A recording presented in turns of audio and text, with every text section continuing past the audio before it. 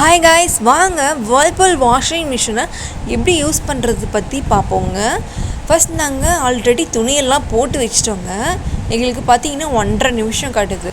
இதில் பார்த்தீங்கன்னா நிறைய ஆப்ஷன்ஸ் இருக்குங்க.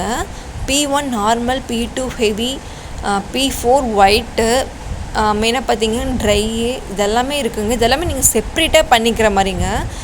நீங்கள் என்ன பண்ணுறீங்கன்னா, ஃபஸ்ட் நீங்கள் சுவிட்ச் ஆன் பண்ணிவிட்டு துணி போடுற மாதிரி இருந்துச்சுன்னா இந்த பவர் பட்டன் அழுத்திட்டு ஓகேங்களா, ட்ரெஸ்ஸை போட்டுக்கோங்க. ட்ரெஸ் போட்டுட்டு ப்ரோக்ராம் செட் பண்ணிக்கோங்க. நீங்கள் ட்ரை மட்டும் வேணாலும் தனியாக பண்ணிக்கலாம், இல்லை வாஷ் மட்டும் வேணாலும் தனியாக பண்ணிக்கலாம். அந்த மாதிரி போட்டுட்டு செட் பண்ணிவிட்டு அதுக்கப்புறம் நீங்கள் ட்ரெஸ் போட்டுட்டு ஸ்டார்ட் பட்டன் கொடுங்க. இங்கே இருக்கு இல்லையா ஸ்டார்ட் பட்டன், அது கொடுங்க. இல்லை எனக்கு ஸ்பீடாக வேணும் அப்படின்னாலும் எக்ஸ்ப்ரெஸ் வாஷும் இருக்குங்க. இல்லை எனக்கு டிலே வேணும்னாலும் டிலேவாக பண்ணிக்கலாம். வாட்டரோட லெவல் நீங்கள் வேணும்னாலும் ஹை பண்ணிக்கலாம், லோ பண்ணிக்கலாம். ஹாட் வாட்டர் வேணாலும் ஹாட் வாட்டர் யூஸ் பண்ணிக்கலாங்க. ஹாட் வாட்டர் எதுக்குன்னா உப்பு தண்ணியாக இருக்கும் சில இடத்துல, அதனால் ஹாட் வாட்டர் யூஸ் பண்ணுவாங்கங்க.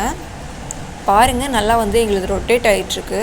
இந்த டைமில் பார்த்தீங்கன்னா நல்லா உங்களுக்கு தெரியும், ஷோக் அப்படின்னு சொல்லிட்டு இருக்கு இல்லையா ஆப்ஷன்ஸ், அதில் பிளிங்க் ஆகிட்டுருக்கு பாருங்கள்.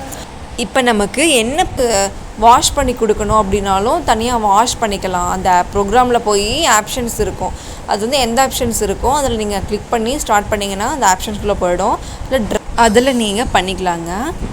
ரெகுலராக நம்மளோட வீடியோ பார்க்கணுன்னா மறக்காமல் நம்ம சேனலை சப்ஸ்கிரைப் பண்ணிக்கோங்க.